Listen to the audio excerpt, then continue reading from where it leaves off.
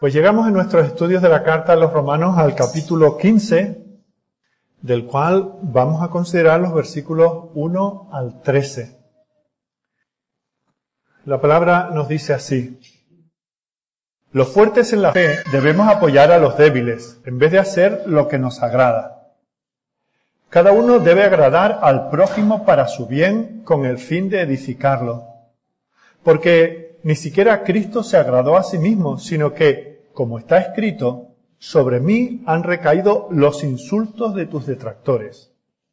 De hecho, todo lo que se escribió en el pasado se escribió para enseñarnos, a fin de que, alentados por las Escrituras, perseveremos en mantener nuestra esperanza. Que el Dios que infunde aliento y perseverancia os conceda vivir juntos en armonía conforme al ejemplo de Cristo Jesús, para que, con un solo corazón y a una sola voz, glorifiquéis al Dios y Padre de nuestro Señor Jesucristo. Por tanto, aceptaos mutuamente, así como Cristo os aceptó a vosotros para gloria de Dios. Os digo que Cristo se hizo servidor de los judíos para demostrar la fidelidad de Dios, a fin de confirmar las promesas hechas a los patriarcas, y para que los gentiles glorifiquen a Dios por su compasión. Como está escrito: por eso te alabaré entre las naciones, cantaré salmos a tu nombre. En otro pasaje dice: alegraos naciones con el pueblo de Dios. Y en otra parte: alabad al Señor, naciones todas, pueblos todos, cantadle alabanzas. A su vez, Isaías afirma: brotará la raíz de Isaí, el que se levantará para gobernar a las naciones. En él los pueblos pondrán su esperanza. Que el Dios de la esperanza os llene de toda alegría y paz a vosotros que creéis en él, para que reboséis de esperanza por el poder del Espíritu Santo. Amén.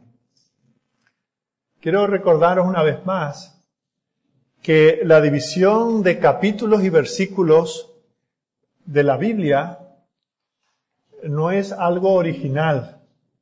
Es algo que se ha puesto para que nosotros podamos tener una referencia fácil, para que podamos localizar de una manera sencilla el pasaje que queremos buscar. Digo esto porque al entrar en un nuevo capítulo podríamos pensar que estamos entrando en un asunto diferente. Y vemos que no es así. Realmente se está continuando con la enseñanza que el apóstol viene dando desde el capítulo 12, versículo 1, y donde se manifiesta cómo tenemos que reaccionar a la misericordia que el Señor ha tenido con nosotros en diferentes áreas. En la iglesia, como individuos, ante las autoridades a la hora de pagar impuestos, en la sociedad. Y de nuevo, el apóstol ha vuelto a hablar del asunto de cómo tenemos que relacionarnos los hermanos dentro de la iglesia. Cómo tenemos que tratarnos los unos a los otros. Así que los comentarios que el apóstol hace en este capítulo 15 simplemente continúan, y de hecho pues no es nada nuevo, continúan en el asunto que ha venido tratando anteriormente. En los versículos 1 al 6, él vuelve a dirigirse a esos dos, no sé cómo llamarlos, porque no me gusta decir grupos, pero bueno, vamos a tener que hacerlo. A esos dos grupos de personas dentro de la iglesia, unos que son considerados los fuertes y otros que son considerados los débiles. Y a ellos, a los cuales ya le ha dicho una serie de cosas en el capítulo anterior, ahora tiene algo que decirles. Y lo que vamos a ver en esta mañana es 3 cosas que les manda hacer, tanto a los débiles como a los fuertes. Luego, 3 razones para comportarse de esa manera. Y luego, 3 resultados que cabe esperar cuando la iglesia, los fuertes y los débiles, todos juntos, se comporten de esta manera. O sea que son 3 cosas, 3 razones y 3 consecuencias. Esos son los versículos 1 al 6. Y luego, en los versículos 7 al 13, va a decir algo más, no ya al grupo de los débiles y de los fuertes, sino si esos grupos se miran. Por eso es que cuando hablamos de grupos, pues parece que la iglesia tiene que estar dividida. No ha de estar dividida, pero el pecado en el corazón, el pecado remanente en el corazón de algunos cristianos les lleva a hacer distinciones. Y si por un lado hacían distinciones entre los que se creían más fuertes y aquellos a los que veían más débiles, también hacían divisiones en cuanto a su etnia, a su origen, divisiones raciales. Así que en los versículos 7 al 13 también les dice una cosa que tienen que hacer, una razón por qué hacerla y también una consecuencia de hacerlo. Alguno podrá pensar, bueno, ¿y por qué no nos anuncia 4 cosas que hay que hacer, 4 razones y 4 consecuencias? Pues podría ser así, podríamos estructurarlo así, pero puesto que el apóstol se dirige en primer lugar a fuertes y débiles y luego a judíos y gentiles, es por eso que nosotros también hacemos esta división. Bueno, no sé si ha confundido más la presentación, pero espero que pueda poco a poco llevaros a ver lo que dice el apóstol. Lo primero que hemos anunciado son 3 cosas que el apóstol nos estimula a hacer si nos vemos como fuertes espiritualmente o incluso si nos vemos como débiles. En primer lugar, en el versículo 1 nos dice que los fuertes deben soportar las flaquezas de los débiles. La iglesia es una hermandad. La iglesia es como una cadena. Sabemos que una cadena es tan fuerte como su eslabón más débil. Pueden haber eslabones que aguanten 1000 kilos de tensión, o como quiera que se mida la tensión.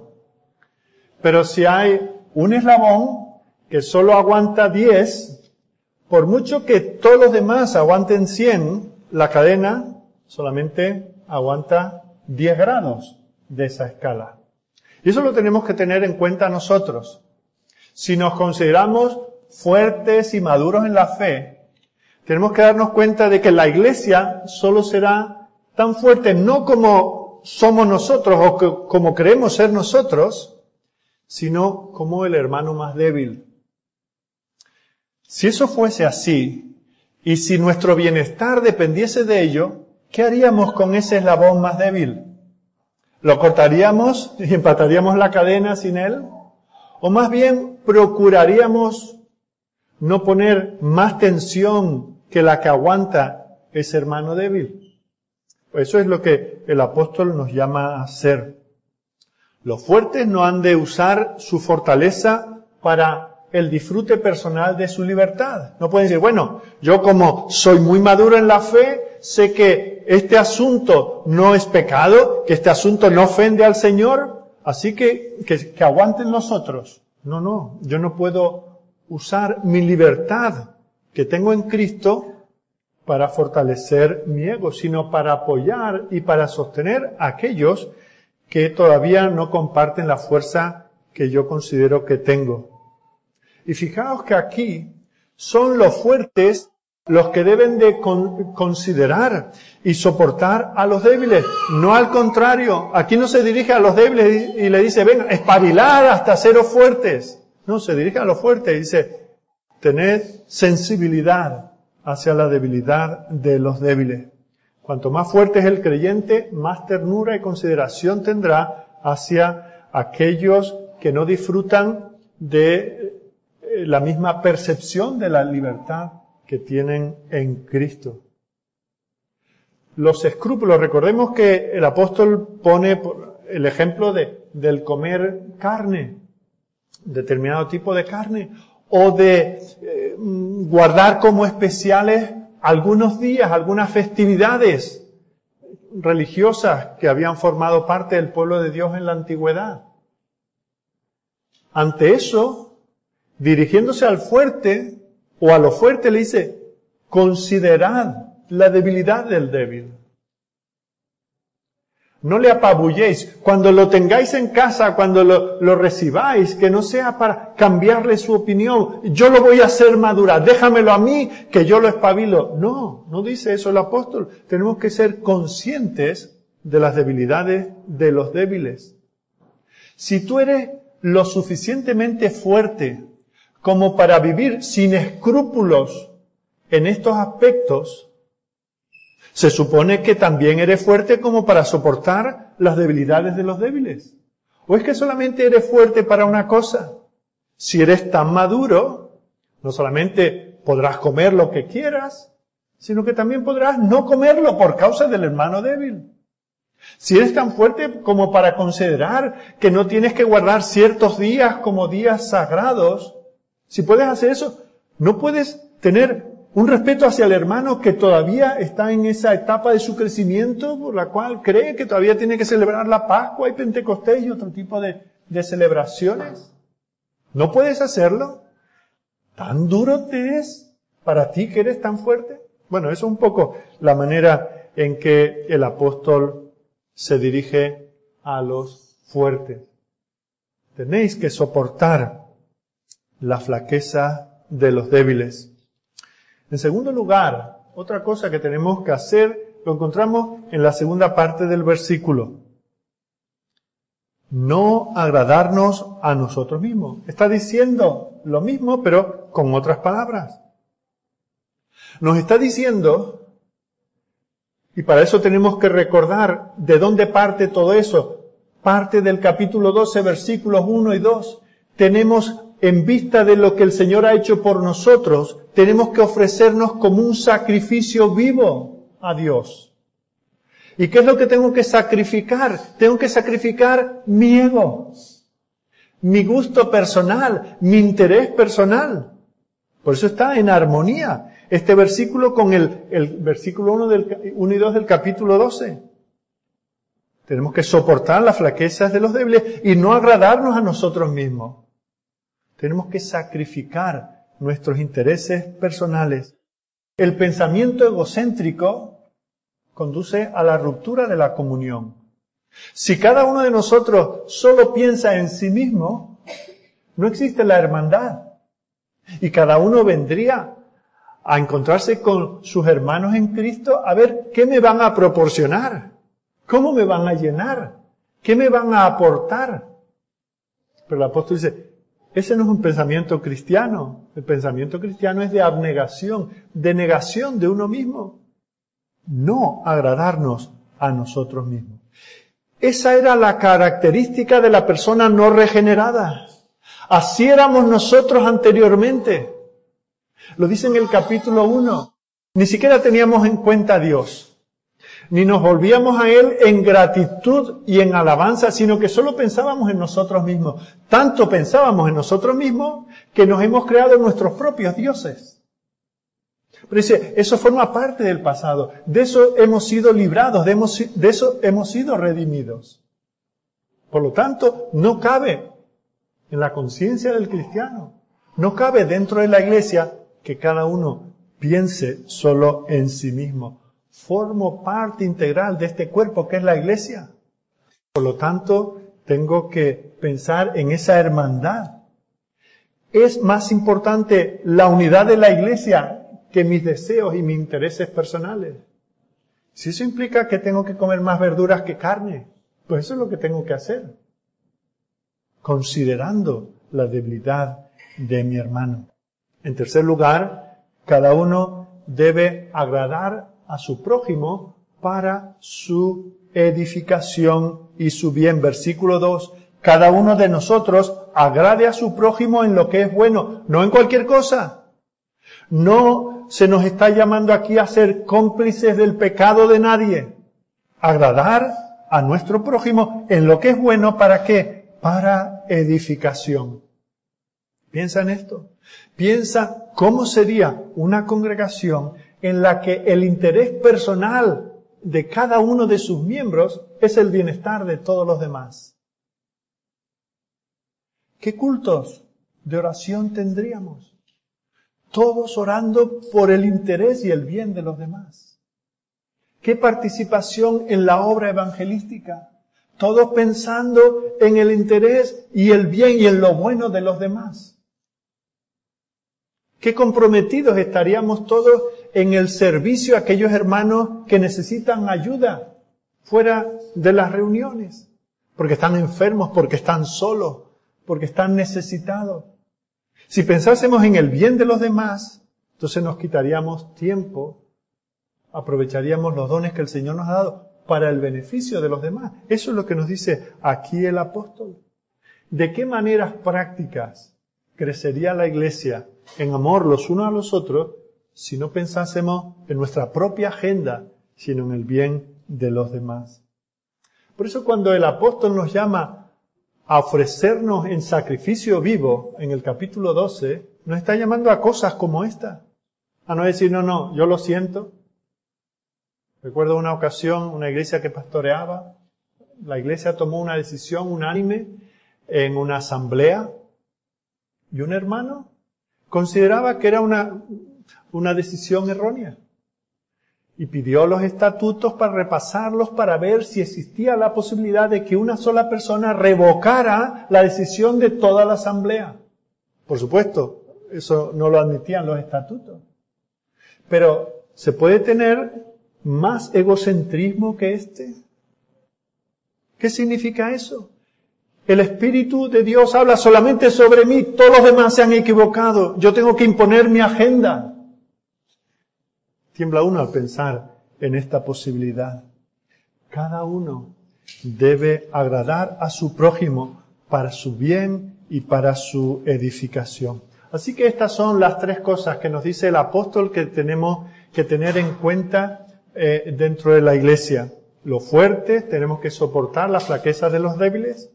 Nadie se ha de agradar a sí mismo y debemos servirnos los unos a los otros, agradar al prójimo para su bien y su edificación.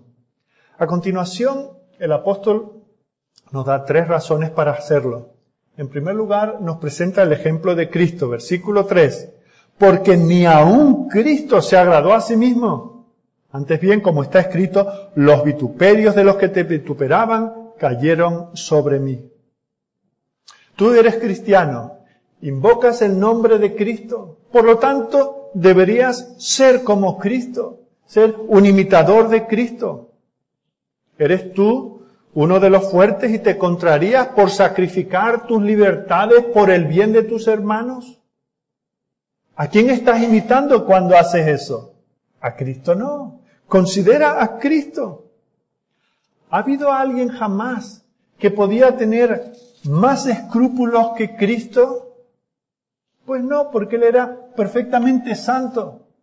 Con todo, se despojó a sí mismo y se hizo hombre. Y como hombre se hizo siervo. Se identificó con aquellos delante de cuya presencia le daban arcadas. Pero Él se despojó a sí mismo por el bien de los demás.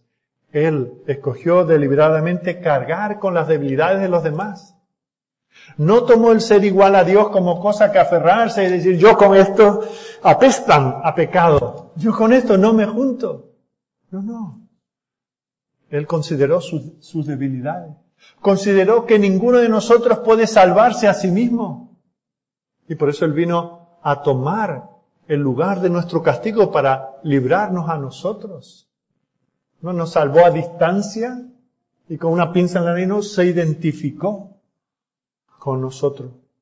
Si hubo alguien jamás que tenía todo el derecho de agradarse a sí mismo, ese era Jesús, pero no lo hizo. Su voluntad era hacer la voluntad de su Padre. Él ponía constantemente, no un caso aislado, constantemente Él ponía las necesidades de los demás, el bienestar de los demás, por encima de sus intereses personales. Y de hecho, aquí el apóstol nos hace referencia a un pasaje en el libro de los Salmos, Salmo 69. Dice, porque me consumió el celo de tu casa y los denuestos de los que te vituperaban cayeron sobre mí. Una versión con unas palabras más actuales lo traduce así, me consume el celo por tu casa, En mí han recaído las ofensas de los que te insultan. Tanto se identificó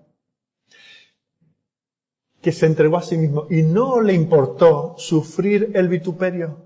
No vino aquí diciendo, mira que yo soy el pastor, que soy anciano, que soy diácono, que soy el maestro de la iglesia, que soy el ungier de turno y me tienes que hacer caso y seguir mis criterios. No, él siendo el rey, el creador, el sustentador de todos nosotros, se negó a sí mismo. Así que nuestra primera razón para considerar a los demás, para no buscar nuestro propio interés, es considerar a Cristo. En segundo lugar, el versículo 4 nos habla del consuelo de la Escritura. Dice, porque las cosas que se escribieron antes, para nuestra enseñanza se escribieron, a fin de que por la paciencia o perseverancia y la consolación de las Escrituras tengamos esperanza. ¿De dónde hemos aprendido nosotros estas cosas respecto de Cristo? Pues del Antiguo Testamento. Acabamos de citar un pasaje de los Salmos. En unos momentos el apóstol va a citar otros pasajes del Antiguo Testamento. ¿Y qué es lo que nos está diciendo aquí? Que nosotros vamos a la Escritura para tener nuestro aprendizaje de estas cosas. Esta ha sido la tónica general de la revelación de Dios a lo largo de los tiempos. Esto no es una cosa nueva. Y por eso el apóstol nos está diciendo, no podemos descuidar ninguna parte de la Escritura sin recibir el perjuicio por ello. Y es por eso que, entre otras cosas, es por eso que nosotros estudiamos la palabra de Dios consecutivamente. Porque no podemos dejar de predicar todo el consejo de Dios.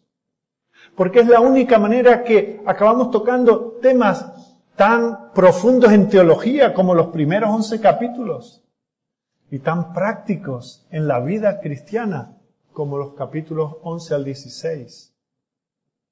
Por eso es tan necesario, tan vital que nosotros escudriñemos todo lo que dice la Escritura. No podemos ir simplemente a un versículo de la Escritura a agarrarnos de él y decir, no, es que aquí dice esto es mi derecho como cristiano, yo tengo libertad en Cristo y no tengo que someter mi conciencia a la de nadie. No, tengo que ver el todo de la Escritura. Y la Escritura dice eso, que nuestras conciencias son esclavas solo de Dios y no de ningún hombre. Eso es lo que veíamos, la cita con la que terminábamos el domingo pasado, viendo lo que decía Lutero en cuanto a la libertad cristiana. Somos libres de todo y de todos. Pero en cuanto a la caridad cristiana, en cuanto al amor cristiano, somos esclavos de todo y de todos. Por eso tenemos que mirar la Escritura en su contexto.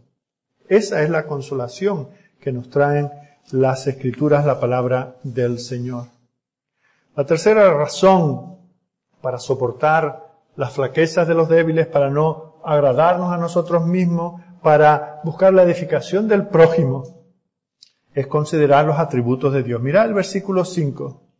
Pero el Dios de la paciencia y de la consolación os dé entre vosotros un mismo sentir según Cristo Jesús. Nos hace mirar al propio Dios. ¿Quién es Dios? Pues Dios es el que soporta a los débiles. Dios es el que cuando vio el mundo caído, hizo un plan para rescatar a los débiles de ese mundo caído, para rescatar a los hombres. No hizo un plan de exterminio absoluto como merecíamos. No, Dios, previendo la caída del hombre, diseñó un plan para rescatar, para soportar a los débiles, sin con ello hacer daño a su propia justicia. Y es por eso que tuvo que enviar a Jesucristo a hacer propiciación por nuestros pecados. Dios es un Dios paciente. Dios es un Dios que sostiene a los débiles, que no repudia a los débiles. Si fuese por eso, ninguno de nosotros podríamos estar en pie delante de Él. Su voluntad es que la armonía y la afinidad de pensamiento prevalezca en su iglesia, que en ese sentido seamos imitadores de Dios. Para eso es para lo que estudiamos los atributos de Dios, para que de manera práctica podamos usarlos para el bien de nuestros hermanos. Quiera Él concedernos que vivamos el ejemplo de Cristo, al cual el apóstol se está refiriendo. Así que hemos visto hasta aquí cómo tenemos que tomar con mucha seriedad esta porción de la palabra. Actuar sin considerar a los demás hermanos, sin considerar especialmente a los débiles, es actuar de manera impía. Así actúan los impíos. Se aprovechan del débil, dominan al débil por su debilidad. Dice, que esto no sea lo que se manifiesta en la iglesia, que el más fuerte está allí para servir al más débil. Tenemos que tener cuidado porque fijaos que no siempre el sentirnos superiores a otros no siempre le hace un daño directo al hermano. El hermano al cual yo considero inferior puede pasarse toda la vida sin darse cuenta, sin percatarse de ello. Pero eso no me exime a mí de mi deber de considerar a mi hermano, de tenerlo en mi mente, en mi corazón, en mi agenda para ayudarle, para hacerle crecer. Así que no podemos decir, no, yo no hago mal a nadie, pero es que con esto simplemente es que no puedo. No, eso no es una actitud cristiana. Tengo que buscar el bienestar, el progreso de mi hermano. Así que hemos visto las tres cosas que se nos llama a hacer. Hemos visto las razones para hacerlas. Y en tercer lugar, el apóstol nos dice cuáles son los resultados que podemos esperar. En primer lugar, la edificación de la iglesia. Versículo 2. Cada uno de nosotros agrade a su prójimo en lo que es bueno para edificación. Cuando yo actúo de esta manera, el primero que es edificado soy yo. Soy edificado en santidad. Soy edificado en el carácter de Cristo. Soy edificado en la paciencia. Soy edificado en la perseverancia. O sea que actuar considerando a mi hermano más débil me trae a mí un beneficio personal. Estoy obedeciendo a Dios. Estoy en el camino de Dios. Y Dios se agrada de mí. Y Dios me bendice cuando estoy andando en su camino. Pero esa no es la única razón. No busco agradar a los demás, a los débiles, solo porque yo obtengo un beneficio, sino también por la propia edificación de mi hermano débil. Ese hermano que me puede considerar, él me puede tener en esa consideración. Y crecerá y madurará cuando diga, hay que ver este hermano. ¿Es consciente de las libertades que tiene en Cristo? ¿Ha llegado a un punto que todavía yo no consigo alcanzar? Pero hay que ver la paciencia que tiene conmigo. Hay que ver que no me mira por encima del hombro. Hay que ver que es sencillo, es cercano, que busca mi bienestar. Y eso hace crecer al hermano débil. Eso edifica al hermano débil en la fe. También es edificado porque no le hacemos tropezar. Porque no tiene que tropezar, caer y levantarse por la ofensa que yo le he hecho creyendo que es un débil y que se lo tengo que hacer saber para ver si espabila. No, mi hermano crecerá sin obstáculos porque yo le ayudaré, colaboraré en su crecimiento espiritual. El hermano débil tiene que conocer de una manera experimental mi amor, mi cuidado, mi atención, mi ayuda. De esa manera la iglesia es edificada y no dividida. En segundo lugar, el segundo resultado es la unidad. Fijaos que el apóstol habla en el versículo 6 de esta manera. para que unánimes, con un mismo ánimo, a una voz, de una manera sinfónica, dando un mismo sonido, glorifiquéis al Dios y Padre de nuestro Señor Jesucristo.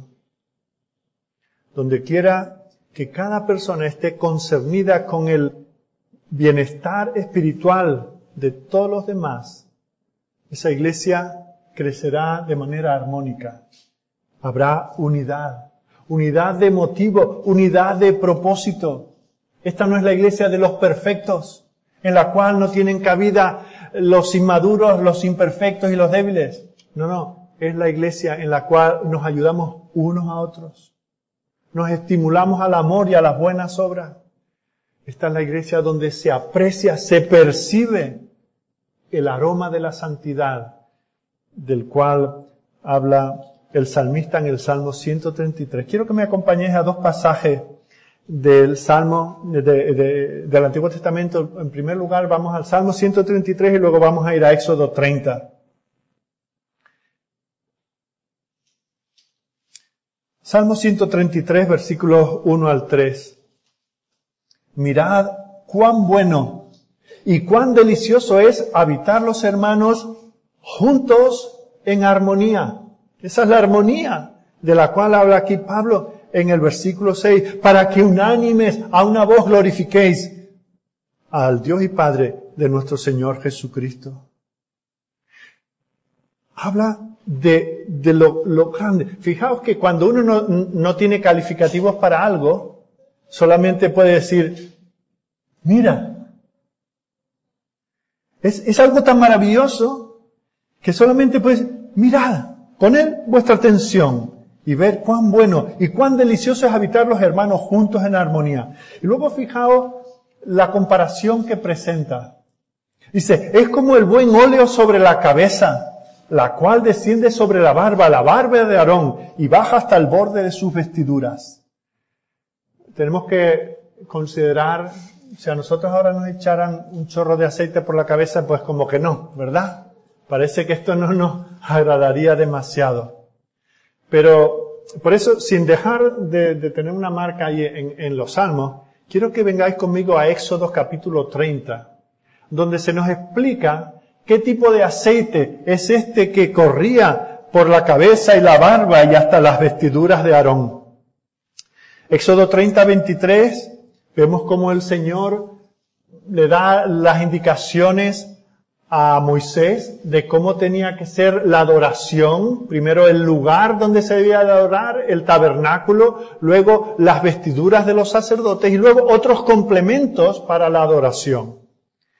Y dice aquí en Éxodo 30, 23, tomarás especias finas de mirra excelente 500 siclos y de canela aromática la mitad, esto es 250, de cálamo aromático 250, de casia 500 según el ciclo del santuario, y de aceite de olivas 1 hin. Y harás de ello el aceite de la santa unción, superior ungüento, según el arte del perfumador. O sea que se está hablando de un aceite aromático, se está hablando de un perfume extraordinario. Versículo 25 de nuevo. Y harás de ello el aceite de la santa unción, superior ungüento, según el arte del perfumador. Será el aceite de la unción santa. Con él ungirás el tabernáculo de reunión, el arca del testimonio, la mesa con todos sus utensilios, el candelero con todos sus utensilios, el altar del incienso, el altar del holocausto con todos sus utensilios y la fuente y su base. Versículo 29. Así los consagrarás y serán cosas santísimas. Todo lo que tocare en ellos será santificado. Y ahora versículo 30, que nos explica lo de el Salmo 133. Ungirás también a Aarón y a sus hijos, y los consagrarás para que sean mis sacerdotes. Y hablarás a los hijos de Israel diciendo, este será mi aceite de la santa unción por vuestras generaciones. O sea que no se trata del aceite ese después de freír durante 3 semanas, las papas para la tortilla, ¿verdad? No, se trata de un perfume muy especial, tan especial que esta fórmula nadie la podía repetir para otros usos. Estaba castigado con la muerte. Solamente el sacerdote y las cosas sagradas tenían que oler de esta manera. Cuando el sacerdote entraba en la presencia del Señor y luego volvía por el pueblo y volvía hasta su casa y la gente olía aquello, recordemos que no habían grandes almacenes en aquellos tiempos, que la gente compraba perfume cada vez que se le agotaba. Era algo muy caro y muy especial. De tal manera que, entre otros aromas animales y a otras cosas humanas, ¿verdad? Pasaba alguien. ¡Qué deleite! ¡Qué bien que sea de mi barrio el sumo sacerdote! Mientras lo sea, de vez en cuando voy a oler a esto. Eso es lo que dice el Señor, que es la armonía dentro de la iglesia. Un perfume, no un hedor fétido que no se puede aguantar. A eso huelen algunas iglesias. Pero nosotros deseamos ser atractivos delante de Dios y atractivos para el mundo. Porque cuando la gente entre y viva entre nosotros en esta comunidad de cristianos, diga, esta gente huele muy bien. Leamos de nuevo el Salmo 133. Mirad cuán bueno y cuán delicioso es habitar los hermanos juntos en armonía. Es como el buen óleo, ese perfume sobre la cabeza, el cual desciende sobre la barba de Aarón, y baja hasta el borde de sus vestiduras. Es como el rocío de Hermón, ¿verdad? Cuando decimos, qué bien, huele a tierra, cuando empieza a llover, cuando hay esa humedad. Eso también nos huele bien, ¿verdad? Pues dice, es como el rocío de Hermón que desciende sobre los montes de Sión. Y atención, lo más importante, es bueno que los hermanos habiten juntos en armonía. ¿Por qué? Porque allí envía Jehová bendición y vida eterna. Nosotros tenemos que dar gracias a Dios, que tenemos un gran sumo sacerdote que es nuestro Señor Jesucristo, el cual ha venido ungido por el Espíritu de Dios, ofreciéndonos a nosotros esta unción santa, ese buen aroma, ese placer de estar en la presencia del Señor. Y el Señor nos dice aquí, no vengáis a traer podredumbre, la podredumbre del egoísmo y del egocentrismo, donde tenía que haber armonía. El buen aroma de la comunión de los hermanos unos con otros. Así que el resultado de esta consideración del hermano más débil, del no buscar el beneficio propio, sino la edificación de mi hermano, trae eso, edificación de la iglesia, trae unidad. Y en tercer lugar, trae alabanza. De nuevo el versículo 6. Para que unánimes a una voz glorifiquéis al Dios y Padre de nuestro Señor Jesucristo. Fijaos, en un mismo acorde, a una misma voz, de esa manera glorificamos a nuestro Señor Jesucristo. No podemos glorificar al Señor si uno dice yo soy de Pablo, y yo de Apolo, y yo de Cefas, y yo soy de los que comen cualquier carne, y yo soy de los que se abstienen, y yo soy de los que guardo la Pascua, y yo soy de los que no la guardo. Eso no trae armonía, eso trae disfuncionalidad, eso hiede a egoísmo y a pecado. ¿Qué adoración asciende al Señor cuando hay una congregación? Que cada uno mira al de al lado. Dice, si fuera en el mundo yo no estaría sentado al lado de esta persona. Porque no somos del mismo entorno social. No somos del mismo entorno cultural, ni laboral, ni económico. Pero este hermano que está al lado mío, que no le puedo pasar la Biblia porque no la sabe leer. O este que la sabe leer en sus idiomas originales, no es ni más ni menos que yo. Pero si todavía no ha llegado donde yo estoy, yo voy a estar a su lado, no me voy a separar. ¿Por qué? Porque de esa manera estoy siendo un sacrificio vivo, santo, agradable a Dios. Ese es mi culto racional. Eso es lo que el Señor espera. Esa es la adoración que el Señor anda buscando, de adoradores que le aman y que le adoran en espíritu y en verdad. Y por lo tanto han sido transformados por esa verdad de toda la palabra. Ya no son unos egoístas y unos egocéntricos. Ahora son personas dadas a Dios y por lo tanto dadas a su pueblo. Ahora, donde eso no hay, donde eso no se ve, no se glorifica a nuestro Padre que está en los cielos, sino que donde eso se da, donde hay esa desunión, donde cada uno tira para su lado y donde se abusa el fuerte del débil y donde el débil se siente acomplejado por el fuerte, entonces se oye la voz del Señor que dice, este pueblo de labios me honra, pero mi corazón está lejos de mí. Así que con esta nota, el apóstol concluye esta exhortación a débiles y a fuertes. Pero como os dije antes, el apóstol se ve obligado a decir también unas palabras a la iglesia si ya no se considera desde estos dos polos de fuertes y débiles, sino desde la perspectiva de nuestros orígenes. Es que nosotros somos judíos, es que vosotros sois gentiles. Así que el apóstol también tiene que hablar del asunto racial. Como ya hemos visto, la iglesia en Roma estaba compuesta mayormente por gentiles, pero también había judíos. Y siempre existía la posibilidad de que cualquiera de los grupos se pudiese considerar superior al otro. Y por eso es que el apóstol, conociendo la propensión de los cristianos a dividirse y a separarse, les dice una cosa que tienen que hacer, una razón para hacerla y las consecuencias de hacerla. En primer lugar, la cosa que tienen que hacer, versículo 7. Por tanto, teniendo en cuenta todo lo anterior, recibíos los unos a los otros, como también Cristo nos recibió para gloria de Dios. Os tenéis que aceptar el uno al otro, no como superiores o inferiores, ni como diferentes, sino como lo mismo, como iguales. Tú no has de pertenecer a un grupo en la iglesia más que a otro. No, yo es que soy de los de toda la vida. Yo soy de los fundadores de la iglesia. Y el otro se siente acomplejado. No, yo apenas acabo de llegar. Y me siento arrinconado y yo mismo me arrincono. No. Tenemos que recibirnos. Recibíos los unos a los otros. Todos a todos. Toda persona debe aceptar a toda otra persona dentro de la iglesia.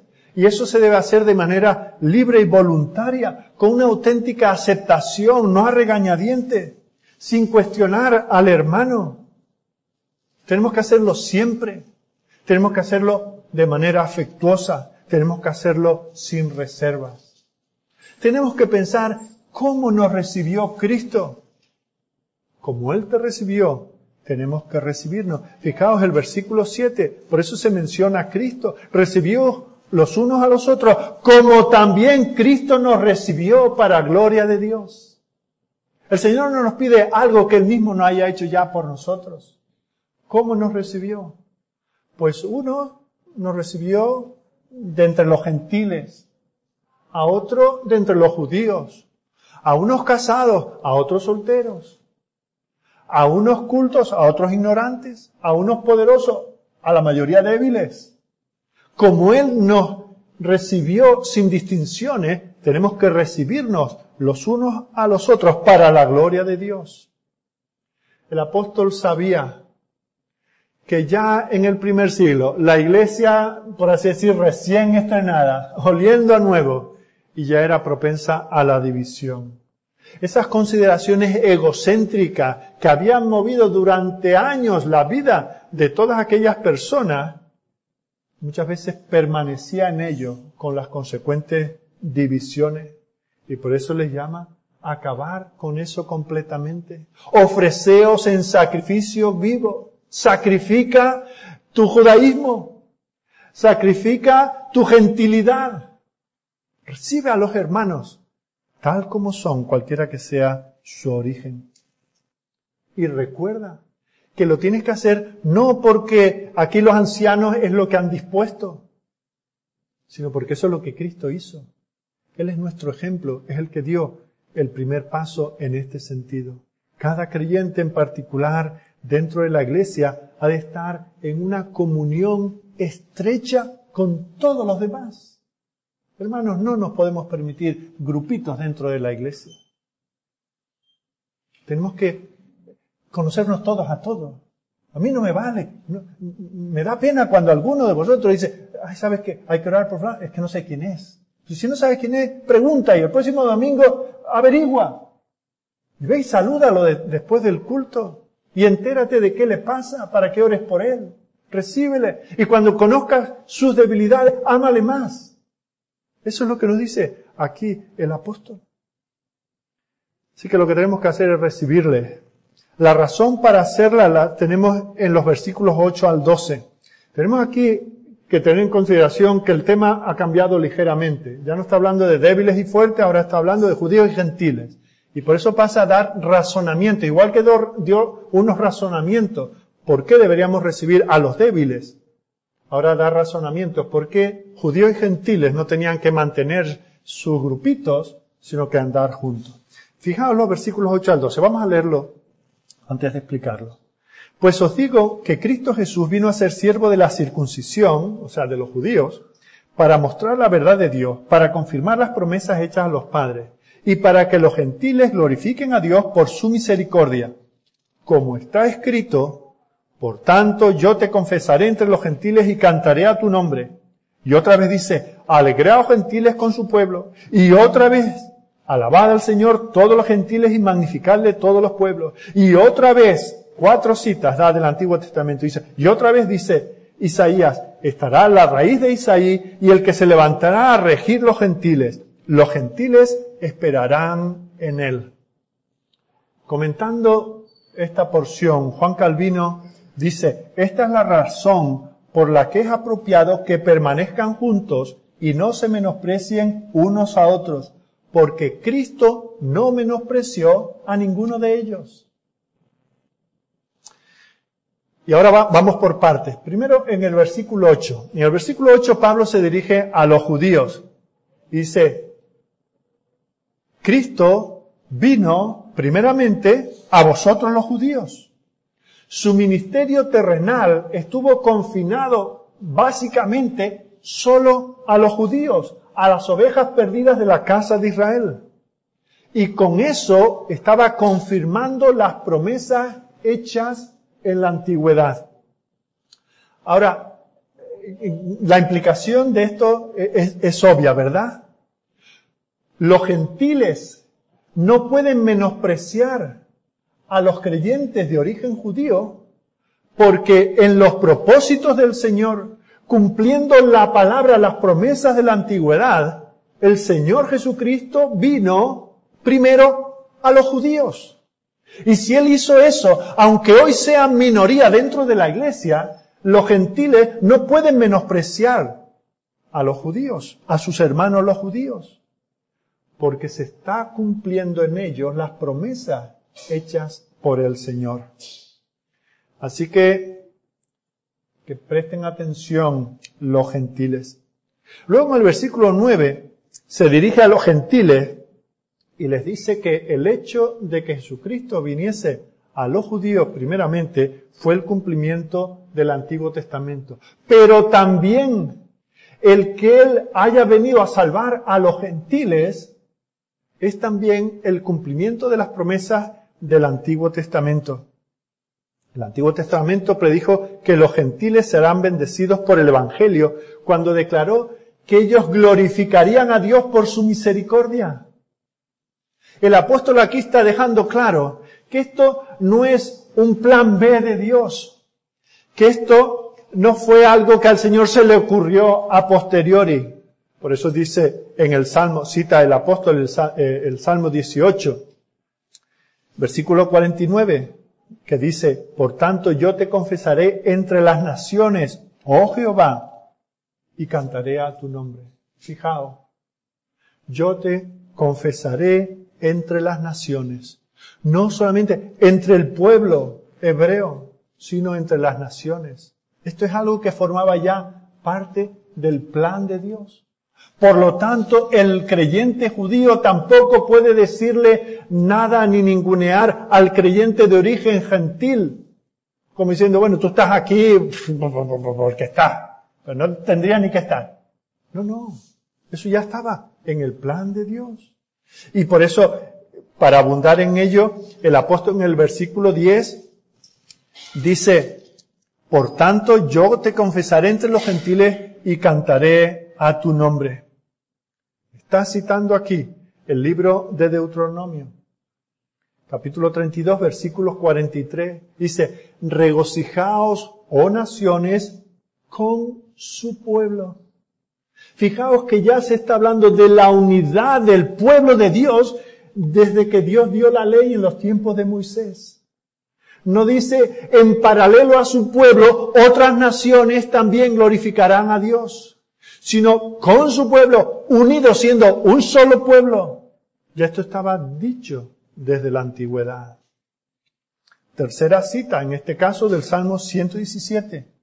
Ahí se llama directamente a los gentiles a que alaben a Dios. Alabad a Jehová, naciones todas, pueblos todos, alabadle, porque ha engrandecido sobre nosotros su misericordia y la fidelidad de Jehová es para siempre. Aleluya. Fijaos que el Señor ha engrandecido su misericordia, no solamente sobre el pueblo judío, sino que ya tenía previsto de antemano bendecir también a los gentiles. ¿Cómo podrían los gentiles alabar a Dios si el Señor no hubiera tenido misericordia de ellos? Y si el Señor ha tenido misericordia de ellos, ¿quién eres tú para ser una parte? ¿Quién eres tú para hacer diferencia cuando Dios les ha tratado en igualdad de términos? Y luego vuelve a citar, en este caso Isaías capítulo 11, versículo 10, donde se declara de manera específica que el Mesías incluiría a los gentiles entre aquellos a los que salvaría. Así que lo que Pablo está señalando es que siempre ha sido el propósito de Dios salvar tanto a judíos como gentiles. Y por eso lo ha declarado muchas veces, múltiples veces en su palabra. La salvación de los gentiles no es una idea a posteriori, no es una ocurrencia del último momento, no es una improvisación, un plan B porque el otro me ha fallado. No hubo un solo momento en que Dios tuviese su mente y su corazón solamente en uno de estos dos pueblos, solamente los judíos o solamente los gentiles. Dios desde siempre tuvo en sus propósitos eternos el salvar, el convocar para sí adoradores que le adoren en espíritu y en verdad, que procedieran de entre los judíos y que procedieran del mundo gentil. Él ha planeado salvar a ambos, ha recibido a ambos en Cristo, y por eso nosotros no podemos mirar con frialdad a nuestros hermanos porque tengan otro origen, otra etnia o vengan de otra nacionalidad. Ese recibirse debe ser un recibirse incondicional, como Cristo nos recibió a nosotros. Así que en este asunto judíos gentiles hay una cosa que tenemos que hacer y es recibirnos los unos a los otros. La razón es por lo que el Señor ha hecho por nosotros y el resultado lo vemos en el versículo 13. Y el Dios de esperanza os llene de todo gozo y paz en el creer, para que abundéis en esperanza por el poder del Espíritu Santo. Nuestra vida no debe estar caracterizada por la fricción. Y cuando encontramos a un hermano nuevo en la iglesia, a ese hermano del cual antes no nos acordábamos el nombre, ahora vamos a preguntarle y nos ponemos a hablar, y dice, uy, ¿este de dónde viene? ¿De dónde ha salido? ¿Y qué doctrinas trae? Y no tenemos que sacar la lupa de las herejías para ver cuántas tiene, sino tenemos que recibirlo. Y cuando nos damos cuenta de que es un hermano inmaduro o débil en la fe, lo que tenemos no es que hacer un plan de huida, sino un plan de recepción. Un plan de ayudar a este hermano. Vamos a edificar a este hermano que es más débil. Y eso es que es lo que produce gozo y paz dentro de la iglesia. El gozo y la paz que vienen por la fe. Y donde quiera que se encuentran ese gozo y esa paz, es que el Espíritu Santo está fluyendo. Recordemos que el apóstol ya había mencionado a esta pareja del gozo y la paz en el capítulo anterior, versículo 17, capítulo 14 y 17. Dice, porque el reino de Dios no es comida ni bebida. Estos asuntos grises, eso no es lo importante. Lo importante es la justicia, la paz y el gozo en el Espíritu Santo. Y ahora de nuevo dice, el reino de Dios no consiste en cuáles son tus orígenes, sino a dónde has llegado por la gracia de Dios. Y cuando tú te das cuenta de a dónde te ha traído el Señor por su gracia y de a dónde ha traído a ese hermano de otra etnia por su gracia, entonces que hay gozo y paz. No hay tribulación y fricción y luchas. No, hay gozo y paz. Ese es el fruto de que el Señor está entre nosotros. Ahora ese gozo y esa paz no pueden florecer donde hay desunión entre nosotros. Y es por eso que hasta que el apóstol no nos ha dado todas estas explicaciones, que él se atreve a elevar esto a una oración. Si os dais cuenta, este versículo 13 es una petición, es una oración. Y el Dios de esperanza os llene de todo gozo y paz en el creer, para que abundéis en esperanza por el poder del Espíritu Santo. Fijaos que es la misma técnica que hace con las primeras instrucciones. Cuando dice que tenemos que soportar las cargas los unos de los otros en los primeros 6 versículos, fijaos que es al final que él eleva una oración por ellos, versículo 5. Pero el Dios de la paciencia y de la consolación os dé entre vosotros un mismo sentir según Cristo Jesús, para que unánimes a una voz glorifiquéis al Dios y Padre de nuestro Señor Jesucristo. Hasta que nosotros no recibimos la instrucción de parte de Dios, no podemos recibir la bendición de esa oración que se eleva por nosotros. Necesitamos escudriñar las Escrituras y conocer estos pasajes en los cuales se nos dice de manera práctica cómo recibir a nuestro hermano. Por eso concluimos diciendo, no tengamos temor, no tengamos vergüenza de que nos vean con el débil. No nos juntemos con él. Su debilidad en la fe y en el conocimiento no va a quitar un ápice de la fortaleza espiritual que el Señor nos ha dado. Pero que esto no se quede solamente en un decir, qué bien, eso es lo que tendría que ser. No, esto es lo que tiene que ser, esto es lo que yo tengo que hacer. Eso es lo que el Señor te llama a hacer. Para eso has venido tú aquí esta mañana, para escuchar estas cosas y no otras. Y para eso vas a salir de aquí, para poner en práctica estas cosas con tus hermanos más débiles en la fe. El descuido de estas cosas, la desobediencia a estas cosas, son lo que traerá hedor dentro de la iglesia, traerá división y deshonra para el Señor. Es a esto a lo que se refiere el apóstol cuando en el capítulo 12, versículos 1 y 2, nos dice, hermanos, os ruego que por las misericordias del Señor os presentéis como un sacrificio vivo, santo, agradable a Dios. Si la misericordia del Señor, si lo que Él ha hecho por ti no te lleva a sacrificar tu ego, tus perspectivas personales y tu fortaleza espiritual personal, entonces que tú no has entendido ni has valorado la misericordia del Señor. Porque comportarte así es la consecuencia de haber experimentado con gratitud la misericordia del Señor. Y te recuerdo que quien no siente estas cosas, quien no las vive, quien no las entiende, quien no las experimenta, quien no responde a la misericordia del Señor con esta consagración, con este tipo de santidad práctica, es que todavía está en su pecado. Y te recuerdo cómo comienza la carta en el capítulo 1, diciendo que la ira de Dios desciende sobre toda impiedad e injusticia de los hombres que detienen con injusticia la verdad. Tú no has entendido el Evangelio si sigues deteniendo con injusticia esta verdad, la verdad de que he sido recibido en Cristo como soy y que tengo que recibir a mi hermano como es. Y es por eso que la ira de Dios desciende, porque los hombres no glorifican a Dios ni le dan gracias, sino que se envanecen en su razonamiento y dicen, hasta que este no madure, que no se junte conmigo. Eso es incompatible con haber experimentado la misericordia del Señor. Quiera Él obrar entre nosotros, en cada uno de nosotros, de tal manera que no hayan esos hedores de la carne entre nosotros.